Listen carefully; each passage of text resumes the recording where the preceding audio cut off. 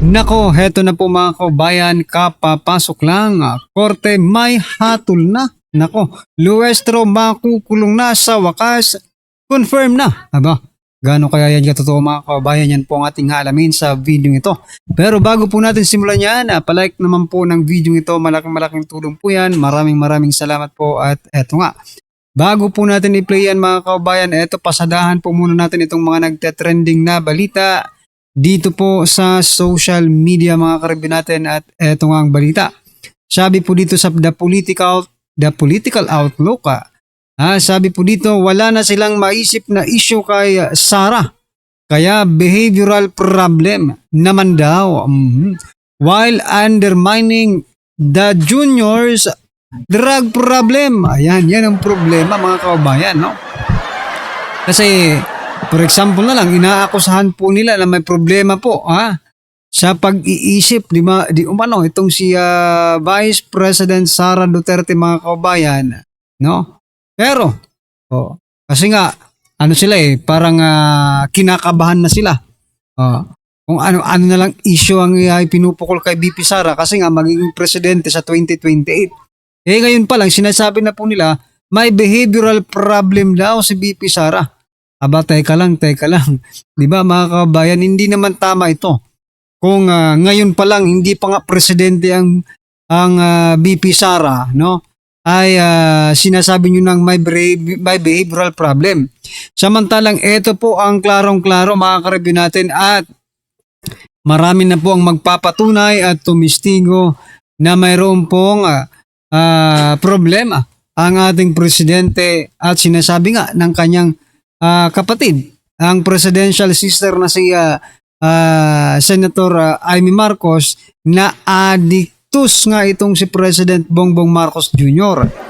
Mga kababayan, marami na pong pag-aaral mga karibin natin na ang sabi po sa mga pag-aaral ay ang pagiging addictus mga kababayan or pagkakaroon ng drug problem mga karibin natin, no? Ay malaki po ang naitutulong niyan. Hindi naman naitutulong. Malaki po ang, di ba, hindi naitutulong. Malaki po ang kinalaman. Okay, yan na lang. Malaki po ang kinalaman ng pagiging addictus sa behavioral problem mga kababayan. Di ba? Yung iba nga, hindi na po nakakabalik sa totoong mundo. Opo. Di ba? Yung ibang nagiging addictus, hindi na po nakakabalik sa totoong mundo. May sarili na po silang mundo mga kababayan. Sige nga, iwan ko lang kung dito lang ba sa amin kasi may nakikita ko dyan mga addictus minsan naguhubad na, tumatakbo sa kalsada ng nakahubad, dahil hindi na nga nakabalik sa totoong mundo mga kababayan. May sarili na po silang mundo. Ngayon, what I'm trying to point out mga kababayan, nasaan po ba? Or ano ba dapat ang unahin natin ngayon? Kasi si Vice Presidente, hindi naman po siya presidente. Sige, accept natin yung may ito yung argumento ninyo patungkol sa behavioral problem. Ngayon, ang presidente ba bilang isang addictus ayon po sa kanyang presidential sister? Diba? Ang addictus, wala po bang behavioral problem? Kanina lang mga kababayan, habang ini-scroll ko po yung aking Facebook, no? Aba, nagulat po yung mga teacher. Kasi nakahanda na daw, mga kababayan, yung 10,000 PC. Aba, bakit napunta sa PC yun mga kababayan? Nashock yung mga teacher kasi nakikinig sa kanya. Sa speech po ni President Bongbong Marcos Jr. Sabi ba naman nakahanda po ang 10,000 PC. Anong kinalaman ng PC sa mga teacher? Gagawin mo silang President Bongbong Marcos Jr. Naku po talaga. Dyan pa lang makikita na po natin na mayroon pong behavioral problem mga kabayan, no? So what we are trying to point out here, nahin nyo yung presidente bago si Vice Presidente Sara Duterte. Ayaw nyo lang talagang maging presidente si Vice President Sara Duterte pagdating po ng panahon, di ba? O sabi po dito sa komento mga kabayan, ilabas ang medical bulletin, magpa-air follicle test na. O yan ha. O naaalala niyo pa ba ang picture na yan mga kabayan? Ya? Yan po ang kumalat noon. Naliwala lang po nila. Alright, ito pa mga kabayan, pasadahan din po natin itong si Senator Ping Lacson. Ayan o. Sabi po kasi dito sa Abante News mga kabayan, Ping Lacson may ibubuking sa flood control or sa flood scam. Ayan. Ayan na naman si Ping mga kabayan. Diba? Nung una, mayroon pong ano yung papakulo nila noong una? Merong confidential, hindi confidential. Mayroong witness, di ba? Yung dalawang babae, mga kabayan. Witness ko no si Ping Lacson. Aray ko po, pagdating po ng tanungan, siya rin naman ang sumasagot. Ngayon, may ibubuking na naman po si Ping Lacson sa flood scam mga kabayan. Ano kaya yan? No? Mo, Senator Ping Lacson, kung yang ibubuking mo ay sasabihin mo na, eto ang pinaka-aantay ng lahat. Di ba? Totoo nga, yung mga mastermind na sinabi ni Saldico, eto na po sila. Aba, marami pong matutuwa dyan mga kabayan. Pero kung hindi po yun, kung ano man ang ibubuking mo, hindi po interesado yata ang taong bayan dyan eh. Mas gusto pa nga ng taong bayan na mapapalan ka. Dyan po sa Blue Ribbon Committee kasi halatang halata naman po na kayo po ay mayroon pong pinoprotektahan. Di ba? Anyway, ito po yung komento ng ating mga kabayan patungkol po dyan. Sabi po ni Rico Suman, ayan mga karibin natin, sabi po dito, news ba yan para sa mga Duterte at allies na nila yan? Kung yan walang nang bago dyan, sawa na kami, puro kayo panggigipit sa kanila. Correct. Sabi naman po dito ni Alan versus Bis Nalya. Ibubuking na bading na ba? Sino po yung bading? May bagong script ata si Pingot. Lista mo na lang yan sa tubig, Ping. Sabi po ni Kyle. Sabi naman po dito ni Rebecca, kigwa ni mo, sir. Anong kigwa? Katagal mo na iniimbestigahan niya. Yun lang, may ibubuking. Aray po. Sila po ang nabubuking mga kabayan. Sa kanilang investigasyon, sila po ang nabubuking. Sabi naman po dito ni RJ Perata, dayon, may bagong gimmick na naman, mayroon na ngang testigo, ayaw naman pansinin. Ngayon may ibubuking na naman, di nga matatapos ang drama dito. Parang batang Quiapo lang. Kabayan, ano po ang inyong masasabi dyan? Sa mayroon pong ibubuking itong si Senator Ping Lacson sa flood control scam. Just comment down below mga karibin at eto, pasadahan na po natin yung video. Pasok. Nako, napakahusay ho ng spokesperson nitong si Atty. Manscarpio sa katauhan nitong si Atty. Neil Abayon. Dito sa video na to, pag-usapan ho natin ang interview niya dito kay Ma'am Pinky Web dyan sa Billionaire News Channel. Pero bago ho yan, isang like at isang subscribe. Masaya ho tayo dyan. Sa mga gusto suman sa ating community, yung joint po ito nandiyan lang ho sa upa. Wala ho tayo maraming pag-uusapan dito sa video na to. Pakinggan ho natin ang mga punto de vista ng spokesperson netong si Atty. Manscarpio. Okay. Hindi nakakakilala bago ho kayong talagang spokesperson ni Attorney Manscarpio. Yes, very recent lang po. Last Monday lang. Finalize yung engagement. What happened? Are you friends? Do you know each other from the past? Ano kasi ito labanan ng mga abogadong vlog. Di ba si Ante Claire, tagapagsalita ni Bangag? Attorney vlogger yun. So kailangan natin dito kay ang hindi lang vlogger si Attorney Michael Poa, pero ito si Attorney Neil Abayon. Attorney vlogger ho ito, pinapanood ho natin ang mga vlogs ito. Magaling ho ito, mahusay ito. Why the need for a spokesperson? So, si Attorney Mans, that's the first time I met him. With VP Sara, I've had some interaction before during my days as a former congressman in the 17th Congress. But from 2019 onwards, wala naman akong interaction with them. And then, maybe they just needed someone who can explain to the public. That's why he engaged my services. Did you have any reservations about being his spokesperson? So I just checked if I had any conflicts of interest because I'm also a practicing lawyer. And wala naman. And then I asked him about his plans, legal plans. Then mukhang nag-aalay naman po kami. So I accepted the legal adventurer, so to speak. Taga Davao ba kayo? Taga Northern Samar. Northern Samar. Waray. I in see. Bisaya. Okay. So again, that's Attorney Abayon. For those who, I'm sure you'll start seeing him on television. Lots to talk about. O yan mga kababayan, kababayan pala natin itong si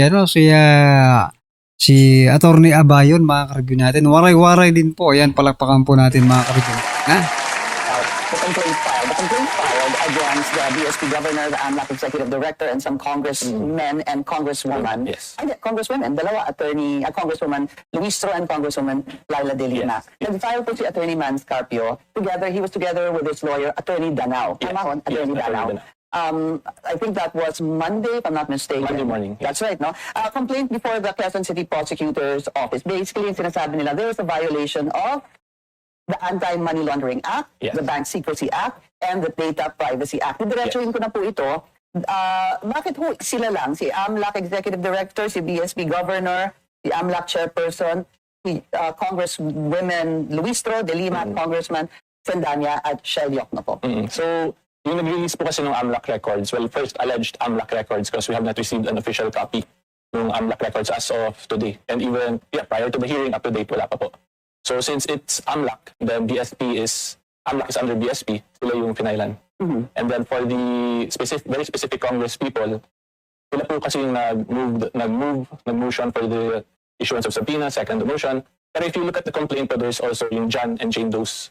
So once we fully establish conspiracy between all of them, then other individuals could also still be held liable, not named currently. But if there are, let's say, basing from the vote the other day, 58 who are bumoto for the impeachment, for probable cause on Vice President Sara Duterte, would it be fair to say that it would be the 58 also? Yung isasama nyo sa... Yung 58 has nothing to do with this case. The vote yesterday was for probable cause. I know. Yes, so Pero sila ho kasi members ng House Justice Committee, hindi ho ba? did all 58 also vote for the subpoena? So yung pinaka-ano po talaga namin currently is the one who moved, then seconded the motion, and then may John and Jane Doe naman po. So there's still a chance na other congressmen and maybe even other resource persons could also be held liable once we establish conspiracy. Okay, quick question on that. How do you establish conspiracy? Once, pag mapakita po namin na may concerted effort to disclose yung AMLAC records. Because the criminal act that was committed here was the illegal disclosure of the AMLAC records that allegedly belongs to Attorney Mans.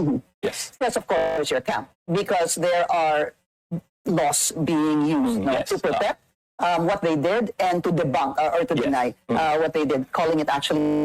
Let's talk about that so we have a better understanding of it. Section 8A of RA 9160 or AMLA Yes. as amended. Ito po yung ginamit ni Attorney Danao, hindi ho ba? We use 3 laws. Okay, well, this is one of them. One of them. Yes, that is correct. Basically, shall not reveal, kasi madalas po niyan sinabi, in any manner, any information known to them by reason of their office. Yes. Yan po yung madalas niyang ginamit. And then, binabangga naman po ng kabila doon sa Section 2 of the Bank Secrecy Law, Yeah. or Republic Act 1405, basically saying that deposits are considered confidential except upon written permission from the depositor or in cases of impeachment. How do we understand these two seemingly conflicting laws? Number one, they're not conflicting. Okay. So if you look at the bank secrecy, it states their deposits. Yung Nag-stuck lang ho yan pero tuloy-tuloy ho yung interview na yan itong si Attorney Neil Abayon. Anti-Money Laundering Act talks about AMLAC records, AMLA records. So let's say yung mga covert transactions, suspicious transactions, if that is submitted, already an AMLA record. So, and if you also look at both laws, they have different penal provisions. So you can violate RA 9160 as amended, and you can also violate the bank secrecy. Pwede. Pwede. Those are 2 different laws. Plus the Data Privacy Act din po. Kasi may sensitive personal information na disclosed. So the very basic naman po sa data privacy, if sensitive personal information is illegally disclosed, it also carries penal provision. And I mean sensitive information. Yung ano lang po yan, if there are multiple information, and although it does not specifically name an individual, but if a reasonable person will view that, will be able to identify who that person is, that's considered sensitive. And if you illegally disclose that, meaning without consent, there's also corresponding penal Pero sanctions. paano? Nakakaamoy ho tayo ng litsong baboy sa korte nito. Yung executive director ng AMLA, makakalaboso ho yung mama. Nagpagamit kasi. Alam naman ho niya, abogado yun. Abogado ho yun. Alam ho niya na merong problema sa ginagawa niya, sa gagawin niya dyan sa House of Representatives. Pero tinuloy pa rin ho nila. Para lamang masiraan si Vice Sara. Para lamang mag-asawang Duterte. Para lamang makagawa sila ng naratibo na kung saan So mapapansin nyo rin mga kabayan, no? Pating po dito sa sinasabi nga kanina, parang nagpagamit, no? Oh, sabi po ni Sir PH Update, no, na nagpagamit kasi. Oh, bigla lang naalala mga kabayan, kasi mas po ngayong maingay itong sa NBI, si NBI Director Matibag, di ba? Oh, tapos itong sa AMLAC, di ba? Bago rin yan mga kabayan. Oh, what I'm trying to point out, no? Itong si Director ng NBI, bago lang po yan, ha? Yung nakaraan sa Santiago, wala lang yan mga karabin natin. Oh, kaya naman pala, tama itong sinasabing nagpagamit ka. O yan pong nakikita natin ngayon mga kabayan, ito pong mga hinayupak ng mga ahensya ng gobyerno ay nagpapagamit ngayon sa administrasyong ito para sirahan po si Vice President Sara Duterte. Nako po, talaga naman oo. Pwede nilang gamitin sa 2028 presidential election. So yung ito mga kababayan, sigurado ako, yung AMLA records yan, siya ho yan, siya gagamiting panira kay VP Sara sa 2028. Yan ang sigurado. Lahat dyan sa Injustice Committee. Yan na ho ang magiging script ng mga magiging kalaban ni VP Sara. AMLA records, maraming transactions sa kanilang mga bank accounts, 6 billion mahigit na transaction. Yan ho, paulit-ulit yan. Pero wala ho ebidensya kasi lang ho yan kung magagawa-gawa ng mga kalaban ni VP Sara. Ano ho yun kapag sinabing in cases of impeachment? Yung sa AMLA wala po. If you read Section 8A Dito sa bank secrecy law. the bank secrecy. So yung position po namin is there's still no impeachment case. The precedent that we have is the impeachment of Chief Justice Corona. So were disclosed in the impeachment trial court. So currently, the House of Representatives, they are performing their constitutional mandate, which is to initiate an impeachment. And as described by the HOR themselves, it's akin to a sa PI. That's right. So in regular PI, wala pong court power ang investigating prosecutor. Akin, but does that necessarily mean that what happens in the PI, they take in hook, line, and sinker? Because also under the Constitution, it says the House shall promulgate its own rules during the impeachment because it says jurisdiction to initiate all impeachment proceedings. And under Section 7 of the rule, I'm just going to summarize it. It says that they have the authority to issue subpoenas. So dito po napunta si AMLAC. How do you respond to that? So, like what you stated, different from a court order. So if you read the law, it states there court order or impeachment case. Subpoena pa lang po yun. Subpoena is a different legal process from a court order. A court can issue subpoena, they can also issue court orders. Right. And because you basically are saying this is not a court. So, para mas maintindihan po ninyo, in the court proper po kasi, dyan na talaga binabangga, kino-confront yung evidence, the very specificity of witnesses.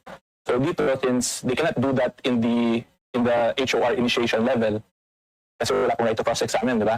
So they cannot, in other words, let me clarify, yung sa bank records, it does not fall under the exception kasi wala pa po sila nung na stage that they will confront evidence and then cross-examine, the right to cross-examine. In other words, in establishing amount dun sa court level na proceedings in a Senate impeachment. Yeah, but if they say that they have, under Section 7, they have the right to issue subpoenas, do suspections, and ad testificandum. Sabihin po nila, sinampina ko po yung records ng AMLAC. Anong gagawin ng AMLAC? Hindi sumunod? If you read Section 8A po kasi absolute in terms. So currently, wala po tayong procedure. Of what? 8A of RA 9160 that's amended. Si AMLAC. Anyway, Yeah. that's the specific word. So since wala pong precedent, that's a very recent amendment by 2021. Okay, you said there's no. So yan mga kabayan po ang naging pahayag ni bagong spokesperson ni Atty. Man Scarpio mga kabayan. So totoo yun, kanina di ba nanonood rin po tayo sa mga vlogs po ni Atty. Niel Abayon mga kabayan. So ano po ang inyong opinion, reaction patungkol dyan mga kabayan? Just comment down below at syempre kung kalimutang i-like ang video ito, malaking tulong po yan. Maraming salamat po.